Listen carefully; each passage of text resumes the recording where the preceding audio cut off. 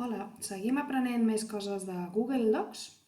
Ja us vaig ensenyar en l'anterior vídeo com crear un Google Docs dins del Drive. Doncs ara us explicaré alguna coseta més de com treballar dins de Google Docs. Mireu, he utilitzat un dels comptes que us havia demanat fer en grup i l'he copiat amb un altre nom, a un altre lloc, vull dir que podeu seguir treballant si voleu, i ara farem alguns canvis.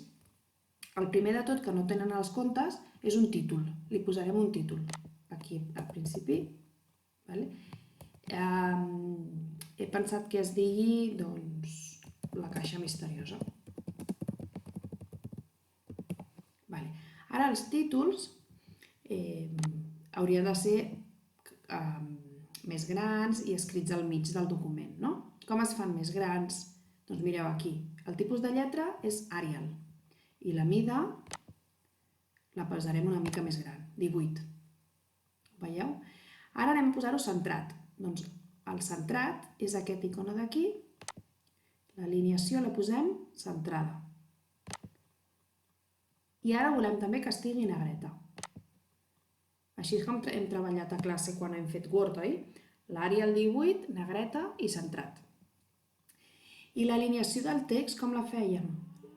Veieu com queda el text per aquí, que queden les línies, una acaba aquí, l'altra acaba aquí, l'altra acaba aquí? És molt més maco si ho fem justificat. Per tant, seleccionaré tot el text, tot, fins a baix. I vaig aquí un altre cop a l'alineació i ara li dic justificat. Aquest és el de justificat. Veieu? Que comença i acaba tot recte. I ara queda molt més maco. Ho veieu? Vale, més cosetes que podem fer amb el Google Docs. Corregir les faltes d'ortografia. Mireu aquí que es posa vermell. Veieu, està vermell és perquè Google sap que això és català i que aquesta paraula en català té una falta. Si li donem clic al botó dret del ratolí, ens proposa coses. Mira, després té un accent. Molt bé, doncs podem dir-li que corregeixi només aquest després, o veieu que aquí baix torna a estar equivocat, li podem dir que ho corregeixi sempre. Sempre que hem escrit després sense accent, sempre li posarà l'accent. I aquí ho farà també. Aquí, què li passa a aquesta paraula? No li passa res, està bé. Què volíeu dir estaven? No, estava ben escrit. Si estava ben escrit, li diem que ho ignori. Rient vol dir rient, li falta la T, i Google no ho entenia. I aquí, mira, aquí sí que ens ho proposa. Volíeu dir sí. A vegades Google s'equivoca, a vegades no sap el que vol dir, però a vegades ens ajuda. Sempre que ho veieu en vermell podeu fer clic dret i a veure què li passa. El però té accent. Veieu? Jofre diu que Jofre està mal escrit. No està mal escrit. Per tant, li diem que ignori aquest error, perquè no és un error. I així ja no ho tindrem en vermell. Això, què li passa? Botó dret. Ens falta l'accent. Amagava, què li passa? Volíeu dir amaga? No. Volíem dir amagava. Doncs ignorem. El per què té accent. Destacava. Vols dir destaca? No, ignora. Quedàvem. No volem dir quedem. Volem dir quedàvem. Totes no les pot arreglar, però algunes sí, ens pot ajudar. Sí? Veieu, aquí no ha detectat que aquí s'obre un espai. Tot no ho fa, però el que fa ho podem aprofitar i així escrivim amb menys faltes, d'acord? Més coses us volia ensenyar. Us volia ensenyar a fer el copiar i pegar. Faig una prova, Vull copiar aquesta frase. La selecciono i ara puc anar aquí a editar i veieu, el copia, enganxa i retalla. És el que diem copiar i pegar en castellà, però veieu aquí que posa Ctrl-C, Ctrl-V? Amb algun dels grups això ho hem fet i a l'aula d'informàtica vam enganxar uns cartells que ens explicaven aquestes formes de fer-ho més ràpid. Pels que no ho heu fet us ho explico. Això de Ctrl-C vol dir que si volem copiar aquesta frase podem fer dues coses. O clicar aquí i ja ho hem copiat i s'ho ha guardat en la memòria de l'ordinador, o bé podem fer un Ctrl-C. Quan ho hem copiat, ara volem enganxar-ho aquí, per exemple, 2 línies més a baix, doncs puc venir aquí i dir-li enganxa. Ho he fet. Ara ho faré amb el Ctrl C. Selecciono tota la frase, apreto la tecla Ctrl tota l'estona i la C una vegada.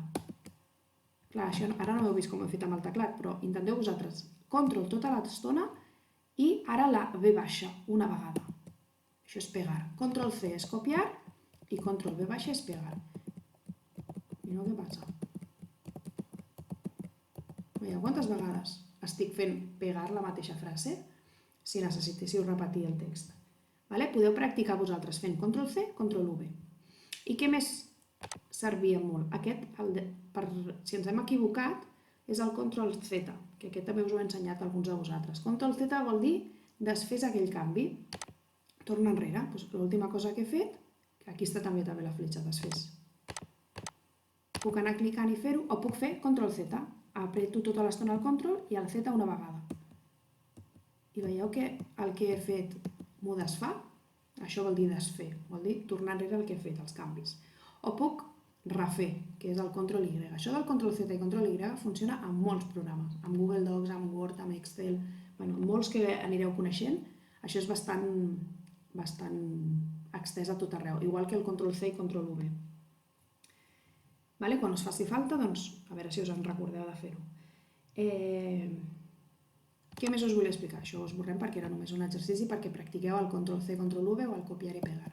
Volem afegir aquí una imatge al final del conte, com he afegit jo aquí abans el logo de l'Educem, que després us explicaré això. Aquí volem una imatge. Doncs podem fer-ho des d'aquí al menú inserir, insereix. I què volem inserir? Mireu quantes coses podem inserir, però no ho farem tot, De moment us explico inserir una imatge, us explico 4 coses i ja quan siguem experts en aquesta part anirem aprenent mica en mica més coses. Inserir imatge des de l'ordinador, ho podíem buscar en molts llocs, les imatges. Comencem inserint des de l'ordinador i jo tinc aquí una carpeta amb uns emoticonos, li posarem per exemple aquest d'aquí, que és una mica pensatiu. Aquesta imatge és graciosa perquè és un GIF animat, per això es mou. Hi ha imatges quietes i hi ha imatges que es mouen. Els GIFs animats es mouen. I si volgués aquesta imatge repetir-la, puc fer Ctrl C, Ctrl V, i ara tinc, veieu? Ara tinc moltes cares pensatives. I per últim, ja això pels més avançats que hem treballat a classe la capçalera, us ho explico. Els que no sabeu el que és una capçalera, fins aquí tinc prou del que de moment aprendrem de formatejar un document. Aquí a la capçalera, si clico 2 vegades, s'obre la capçalera. Veieu? Capçalera de la primera pàgina. I aquí a la capçalera el que fèiem era escriure el títol del document o el nostre nom i aquí també he afegit una imatge. Veieu? De la mateixa forma que hem fet aquí abans, insereix imatge. Que també ho podia fer des d'aquí, des de l'icono.